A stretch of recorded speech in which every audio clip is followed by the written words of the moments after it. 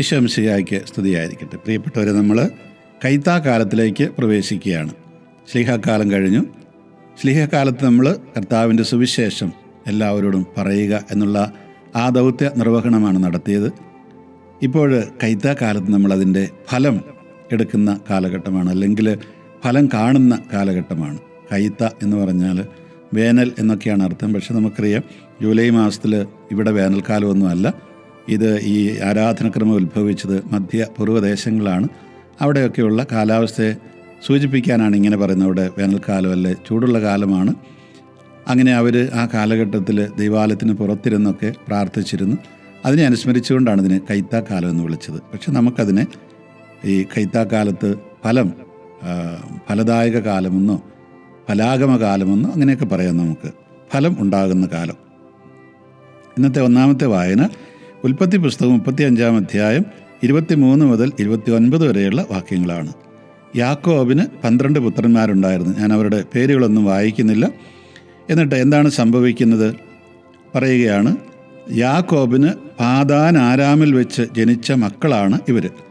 ഈ പാദാൻ ആരാം എന്ന് പറഞ്ഞാൽ എവിടെയാണ്? ലാബാൻ്റെ വീടാണ്, അല്ലെങ്കിൽ യാക്കോബിൻ്റെ അമ്മയുടെ വീടാണ്. അവിടെ വെച്ചിട്ടാണ് ഇവരെല്ലാം ജനിക്കുന്നത്.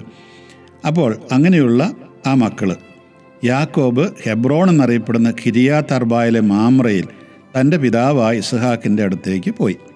തിരിച്ചു പോരുകയാണ്. തൻ്റെ അമ്മാവനായ ലാബാൻ്റെ അടുത്ത് നിന്ന് ഭാര്യമാരെയും മക്കളെയും ആടുകളെയും ഒക്കെ ആയിട്ട് തിരിച്ചു പോരുകയാണ്. അങ്ങനെ പിതാവായ ഇസ്ഹാക്കിൻ്റെ അടുത്തേക്ക് ഹെബ്രോൻ എന്നറിയപ്പെടുന്ന കിരിയാത്ത് അർബായിലെ മാമ്രയിൽ തൻ്റെ പിതാവായ ഇസ്ഹാക്കിൻ്റെ അടുത്തേക്ക് പോയി. അബ്രാഹും ഇസ്ഹാക്കും പാർത്തിരുന്നത് അവിടെയാണ്. ഇസ്ഹാക്കിൻ്റെ ആയുഷ്കാലം 180 വർഷമായിരുന്നു. ഇസ്ഹാക്ക് അന്ത്യശ്വാസം വലിച്ചു. വൃദ്ധനായ അവൻ തൻ്റെ ദിവസങ്ങൾ പൂർത്തിയായപ്പോൾ മരിച്ച് സ്വന്തം ജനത്തോട് ചേർന്നു.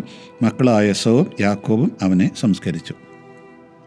നമ്മൾ നോക്കുകയാണെങ്കിൽ ഇതിനകത്ത് പ്രത്യേകിച്ചൊന്നുമില്ല. പക്ഷേ ഇതിലൂടെ പറഞ്ഞു വയ്ക്കുന്നൊരു കാര്യമുണ്ട്. നമ്മൾ ഈ സ്ലീഹക്കാലത്ത് പ്രസംഗിച്ച സുവിശേഷം, നമ്മൾ കർത്താവിൻ്റെ സുവിശേഷം പ്രസംഗിക്കാനായിട്ട് അയക്കപ്പെട്ടവരാണെന്ന് ഞാൻ പറഞ്ഞു.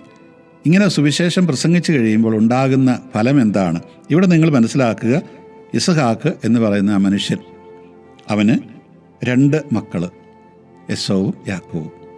എസവ് മൂത്തവൻ, യാക്കോബ് ഇളയവൻ. ഇവർ തമ്മിൽ എന്താ ഉണ്ടായിരുന്നത്?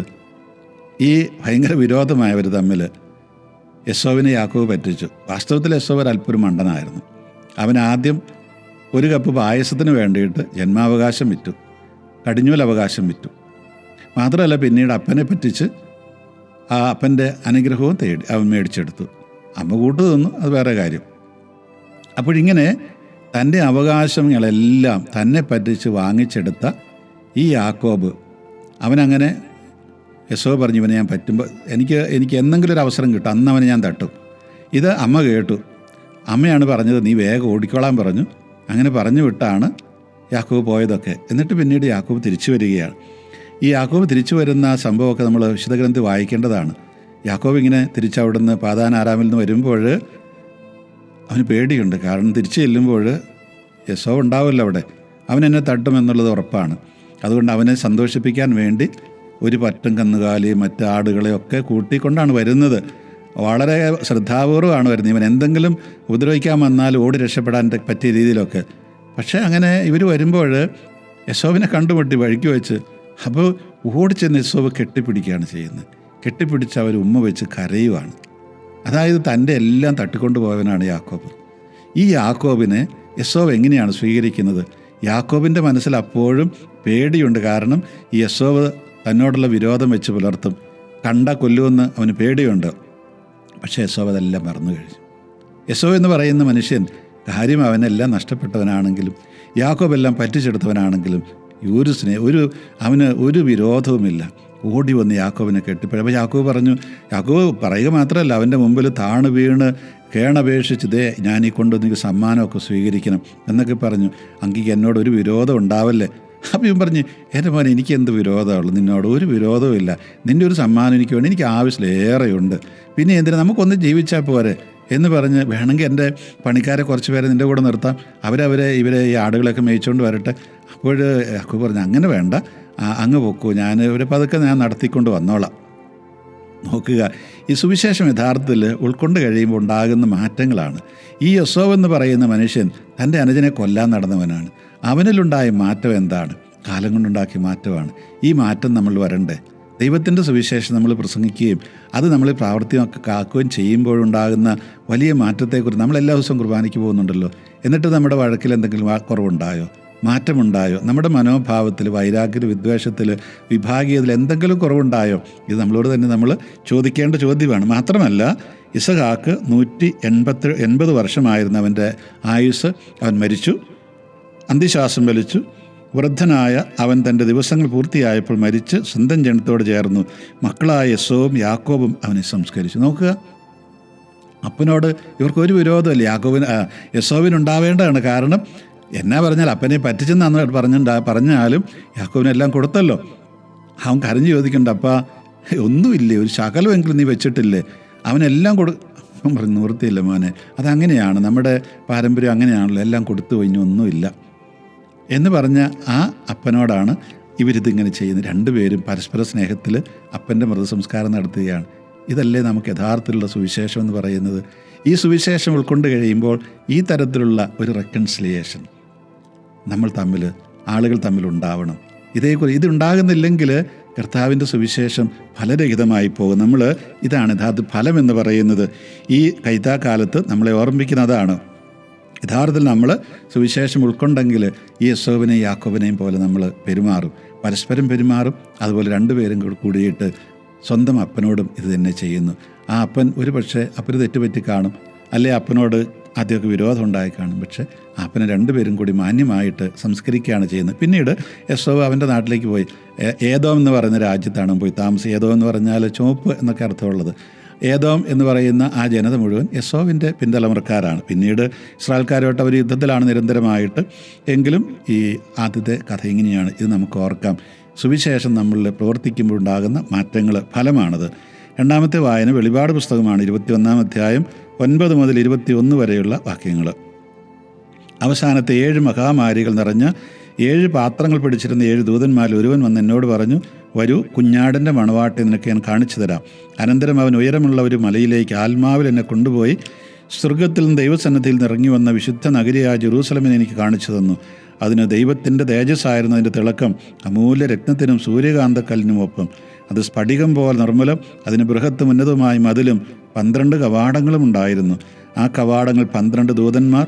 കവാടങ്ങൾ ഇസ്രായേൽ മക്കളുടെ 12 ഗോത്രങ്ങളുടെ പേരുകൾ എഴുതപ്പെട്ടിരുന്നു. കിഴക്ക് 3 കവാടങ്ങൾ, വടക്ക് 3 കവാടങ്ങൾ, തെക്ക് 3 കവാടങ്ങൾ, പടിഞ്ഞാറ് 3 കവാടങ്ങൾ. നഗരത്തിൻ്റെ മതിലിന് 12 അടിസ്ഥാനങ്ങളുണ്ടായിരുന്നു. അവയിന്മേൽ കുഞ്ഞാടിൻ്റെ 12 അപ്പോസ്തലന്മാരുടെ പേരുകളും. എന്നോട് സംസാരിച്ചവൻ്റെ അടുക്കൽ നഗരവും അതിൻ്റെ കവാടങ്ങളും മതിലുകളും അളക്കാൻ സ്വർണം കൊണ്ടുള്ള അളവുകളുണ്ടായിരുന്നു. നഗരം സമചതുരമായി സ്ഥിതി ചെയ്യുന്നു.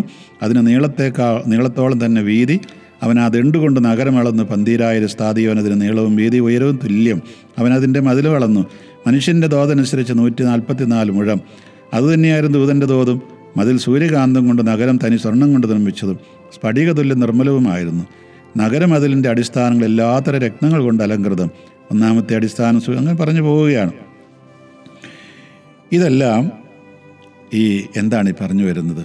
കർത്താവിൻ്റെ പിൻഗാമികളായിട്ടുള്ള സമൂഹം, കർത്താവിൻ്റെ ശിഷ്യ സമൂഹം, അതാണ് ഈ പറയുന്ന പുതിയ ആകാശവും പുതിയ ഭൂമിയും പുതിയ നഗരി, പുതിയ ജെറൂസലം എന്ന് പറയുന്ന ഇതാണ്. അവിടെ 12 ആവർത്തിക്കുന്നുണ്ട്. അതായത് പഴയ നിയമത്തിലെ 12 ഗോത്രങ്ങൾ, പുതിയ നിയമത്തിലെ 12 അപ്പോസ്തലന്മാർ.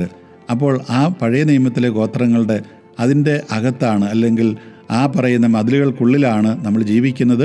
അതുപോലെ തന്നെ ഈ 12 അപ്പോസ്തലന്മാരാകുന്ന അടിസ്ഥാനത്തിന്മേലാണ് ഈ നഗരം പണിതുയർത്തിയിരിക്കുന്നത്. ഇത് വളരെ പ്രതീകാത്മകമായിട്ട് യോഹന്നാന് കിട്ടുന്ന ഒരു വെളിപാടാണ്.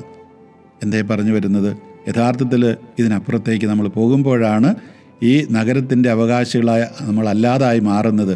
യഥാർത്ഥത്തിൽ നമ്മളിലുണ്ടാകേണ്ട ഫലത്തെക്കുറിച്ചാണ് ഈ പറയുന്നത്. നമ്മൾ കർത്താവിൻ്റെ സുവിശേഷം പ്രസംഗിക്കുന്നവർ സ്വീകരിച്ചവനൊക്കെ ആണെങ്കിൽ നമ്മൾ ഉൾപ്പെടുന്ന ഈ നഗരം, ഈ സ്വർഗീയ നഗരം ഇങ്ങനെ ആയിരിക്കുമെന്നാണ് പറയുന്നത്. അവിടെ പറഞ്ഞു വരുന്നത് എന്താണ്? അവിടെ മതിൽ ഒരുപാട് കാര്യങ്ങൾ പറയും. അത് തന്നെയായിരുന്നു. മതിൽ സൂര്യകാന്തം കൊണ്ട് നഗരം സൂര്യകാന്തം കൊണ്ട്, നഗരം തനി സ്വർണം കൊണ്ട് നിർമ്മിച്ചതും സ്ഫടികതുല്യ നിർമ്മലവുമായിരുന്നു. നഗരം അതിൻ്റെ അടിസ്ഥാനങ്ങൾ എല്ലാത്തരം രത്നങ്ങൾ കൊണ്ട് അലങ്കൃതം. ഒന്നാമത്തെ അടിസ്ഥാനം സൂര്യകാന്തം. പിന്നെ അങ്ങനെ പറഞ്ഞു പോകുന്ന അവസാനം 12 കവാടങ്ങൾ 12 മുത്തുകളായിരുന്നു. കവാടങ്ങളിൽ ഓരോന്ന് ഓരോ മുത്തുകൊണ്ടുണ്ടാക്കപ്പെട്ടിരുന്നു. നഗരത്തിൻ്റെ ആ തെരുവീഥി അച്ചസ്ഫടികതുല്യമായ തനി തങ്കമായിരുന്നു. പിന്നീട് വെളിപാട് പുസ്തകം 21-22 പറഞ്ഞൊരു കാര്യമുണ്ട്. ഞാൻ നഗരത്തിലേക്ക് ചെന്നു, അവിടെ ഞാൻ ദൈവാലയം കണ്ടില്ല. പിന്നെ എന്താണ് കണ്ടത്? സർവശക്തൻ ദൈവമായ കർത്താവ് കുഞ്ഞാടുമായിരുന്നു ദൈവാലയം. നമ്മുടെ ദൈവാലയം എന്ന് പറയുന്നത് സർവശക്തനും ദൈവമായ കുഞ്ഞാടും കർത്താവും. ആ കർത്താവും കുഞ്ഞാടിനെയാണ് നമ്മൾ യഥാർത്ഥ ദൈവാലയമായിട്ട് കാണേണ്ടത്. നമ്മൾ പലപ്പോഴും നമ്മുടെ ദൈവാലയങ്ങളിൽ ഈ കർത്താവും കുഞ്ഞാടും ഒന്നും ഇല്ലാത്ത ദൈവാലയങ്ങളായി മാറുന്നു. കർത്താവ് പറഞ്ഞതുപോലെ ആ ജെറൂസലം ദൈവാലയം കള്ളന്മാരുടെ ഗുഹയാക്കിയതുപോലെ നമ്മുടെ ദൈവാലയങ്ങൾ ചിലപ്പോൾ ഇങ്ങനെ ഈ കർത്താവും കുഞ്ഞാടും ഒന്നുമില്ലാത്ത ഗുഹ, കള്ളന്മാരുടെ ഗുഹയായി മാറാറുണ്ട്. ഇവിടെ പറഞ്ഞു വരുന്ന ഇത്രയേ ഉള്ളൂ. നമ്മൾ യഥാർത്ഥത്തിൽ കർത്താവിൻ്റെ സുവിശേഷം സ്വീകരിച്ചവരാണെങ്കിൽ നമ്മളാകുന്ന ഈ നഗരം ഇതുപോലെ 12 ഗോത്രങ്ങളുടെ ആ ചുറ്റുപാടിൽ 12 അപ്പസ്തോലന്മാർ പണിയപ്പെട്ടതായിരിക്കും. അവരുടെ പ്രബോധനങ്ങളിന്മേൽ പണിയപ്പെട്ടതായിരിക്കും. അങ്ങനെ നമ്മൾ യഥാർത്ഥത്തിൽ പത്രോസ്ലീഹ പറയുന്നത് പോലെ 1-ാം ലേഖനം 2-ാം അധ്യായത്തിൽ പറയുന്നത് പോലെ യേശുക്രിസ്തു വഴി ദൈവത്തിന് സ്വീകാര്യമായ ബലികളർപ്പിക്കാൻ നിങ്ങളൊരു വിശുദ്ധ പുരോഹിത ജനമായി തീരണം. നിങ്ങൾ ആത്മീയ ശിലകൾ കൊണ്ടുള്ള ഒരു ഭവനമായിട്ട് നിരന്തരം വളർന്നു വരണം. അങ്ങനെ വളർന്നു വരുന്ന ആ പറയുന്ന ദൈവാലയം, അതിനെക്കുറിച്ചായി പറഞ്ഞു വരുന്നത്. അതാണ് യഥാർത്ഥത്തിലുള്ള പുതിയ നഗരം എന്ന് പറയുന്നത്, പുതിയ ജെറൂസലം എന്ന് പറയുന്നത്, പുതിയ ആകാശവും പുതിയ ഭൂമിയും. നമ്മുടെ സഭാസമൂഹം അങ്ങനെ ആയിത്തീരണം. ഈ കൈത്താക്കാലത്ത് നമ്മൾ ഓർക്കുന്നത് അങ്ങനെ ആയിത്തീരാൻ വേണ്ടിയുള്ള വലിയൊരു വിളിയാണ്. ഈ സുവിശേഷം അതിൻ്റെ അതിനു വേണ്ടിയുള്ള ഒരു ഊർജം പകരുന്ന ഒന്നായിട്ട് മാറണം. നമ്മൾ ഈ സുവിശേഷം സ്വീകരിച്ച് നമ്മളാകുന്ന ഈ നഗരം, കർത്താവിൻ്റെ ഭൗതിക ശരീരമാകുന്ന ഈ പുതിയ നഗരം ഈ രീതിയിൽ കർത്താവിൻ്റെ ആത്മാവിനെ കൊണ്ട് നിറഞ്ഞ് യഥാർത്ഥത്തിൽ ഫലം പുറപ്പെടുവിക്കുന്ന, അതുപോലെ തന്നെ നഷ്ടപ്പെട്ടു പോയ പർദീസയുടെ അനുഭവം കൊടുക്കുന്ന ഒരു നഗരിയായി മാറട്ടെ. ഈശോ മിശിഹായ്ക്ക് സ്തുതിയായിരിക്കട്ടെ.